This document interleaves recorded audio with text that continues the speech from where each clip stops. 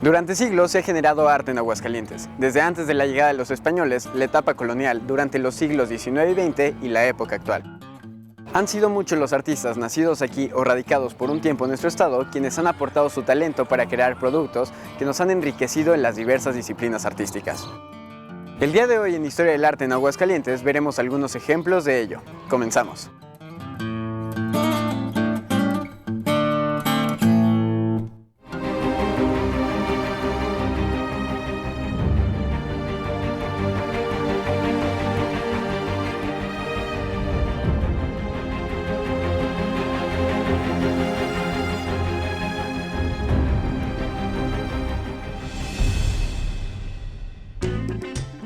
Antes de la llegada de los españoles, en la región donde ahora se encuentra Aguascalientes, habitaban chichimecas seminómadas, quienes dejaron algunos vestigios de su paso por estas tierras. Instrumentos, vasijas, piezas de ornato, figurillas, máscaras y pinturas rupestres han sido encontradas en distintos sitios arqueológicos como el Ocote, el Huipil, el Tepoztlán, la Montecita y Santiago, que constituyen el patrimonio prehispánico de nuestro estado. Sin embargo, ¿pueden considerarse estos objetos como obras de arte? Vayamos con la arqueóloga Ana María Pels Marín, quien nos hablará más a fondo sobre este tema.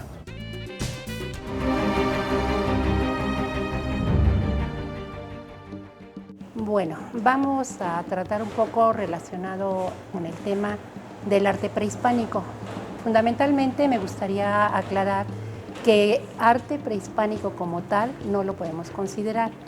Consideramos que existen, digamos, situaciones particulares en relación a la temática, que hay obras bellas de arte prehispánico. Sin embargo, hay que tener claro que en época prehispánica la mayoría de las producciones estéticas, como las conocemos ahora y como las enfocamos ahora, no existían como tal.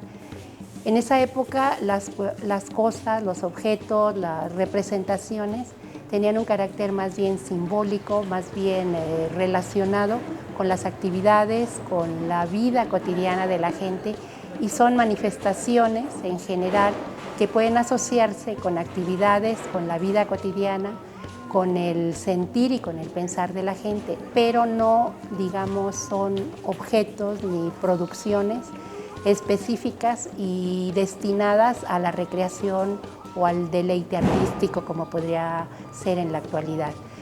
Tenemos manifestaciones, digamos, relacionadas, por ejemplo, con el simbolismo asociado, por ejemplo, a la pintura rupestre, que son en sí formas de lenguaje que están relacionadas, como mencionaba anteriormente, con la actividad, con el sentir, con el pensar, con, digamos, una idea que existe o preexiste en el intercambio de elementos culturales que se tienen en una determinada región.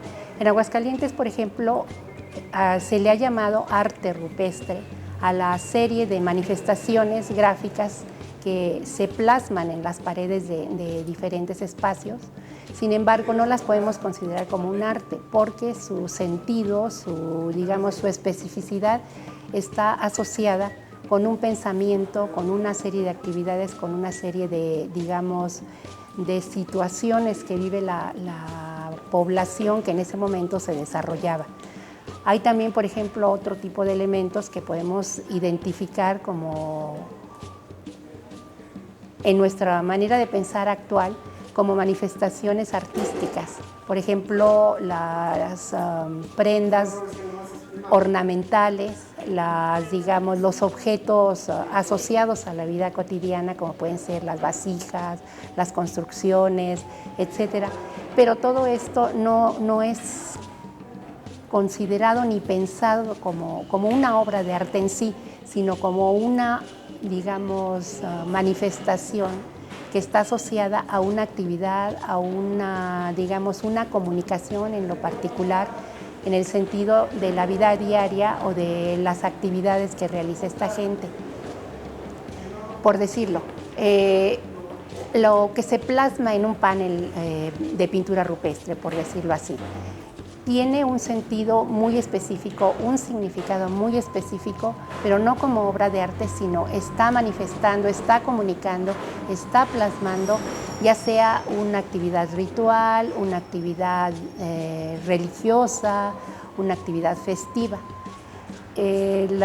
Por ejemplo, las decoraciones de las vasijas, que en algún momento nos puedan parecer bellísimas en nuestro concepto actual de obra de arte. Sin embargo, el sentido, digamos, el contenido que está plasmado en todas estas manifestaciones pictóricas que se plasman en la cerámica, está asociado directamente con una forma de pensar, con un simbolismo muy particular. Entonces también puede estar relacionado, por ejemplo, con la asociación de este tipo de objetos o de elementos culturales al destino que vayan, digamos, específicamente a estar asociados. Puede ser, por ejemplo, una ceremonia, puede ser la actividad cotidiana, puede ser la actividad asociada, digamos, a los ritos digamos, de enterramiento, a las tradiciones fúnebres. Entonces, cada uno de estos aspectos tiene que estudiarse en el contexto en el que se presenta y no nada más como meras manifestaciones de digamos, una pieza bella o una pieza con un valor nada más estético.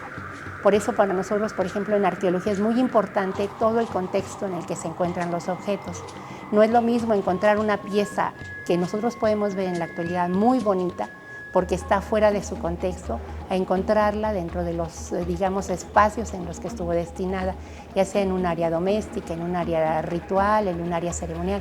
Esto es muy importante, sobre todo para la identificación y la interpretación de todos los objetos que tenemos en la actualidad, que provienen de culturas anteriores o llamadas prehispánicas también.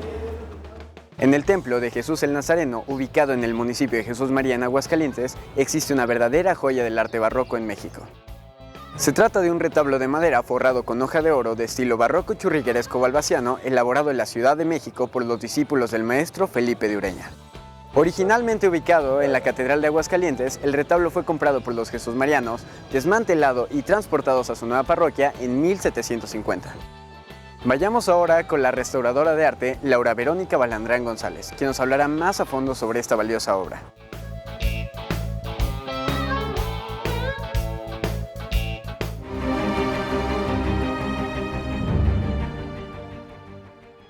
El estado de conservación actual del retablo del Nazareno ha sido el resultado de una serie de acontecimientos a lo largo de 250 años, derivado en principio de gustos estilísticos, de necesidades prácticas y también de una etapa de revalorización y desvalorización del retablo.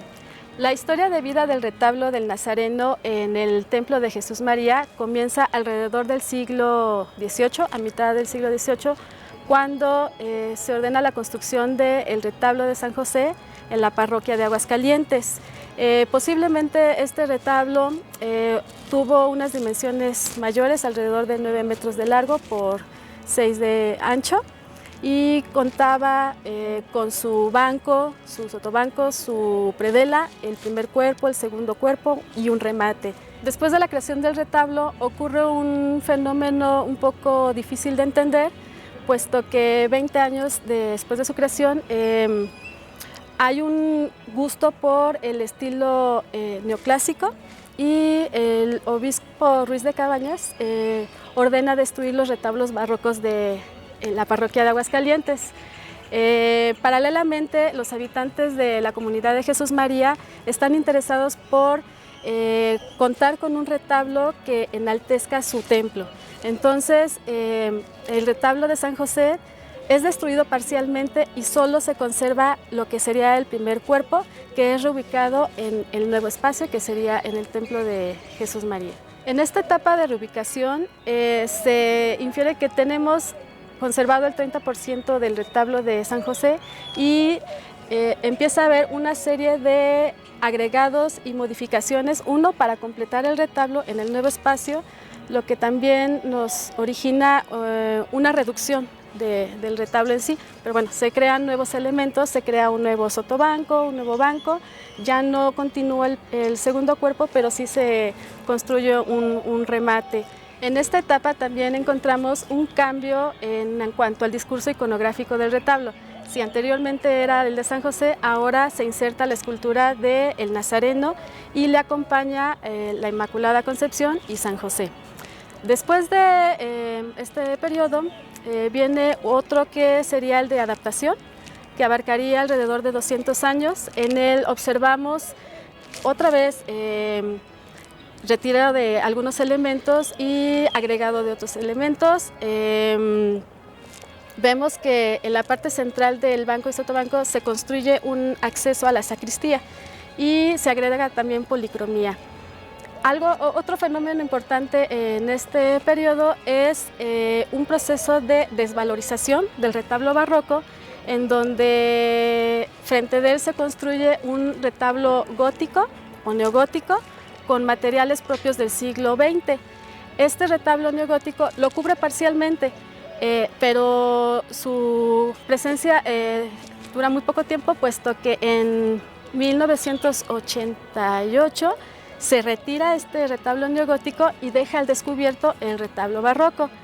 Es ahí donde surge nuevamente la necesidad de poderlo engrandecer, puesto que el estado de conservación era deplorable, y se hacen las gestiones para que comience su restauración, que inicia y termina en 1991.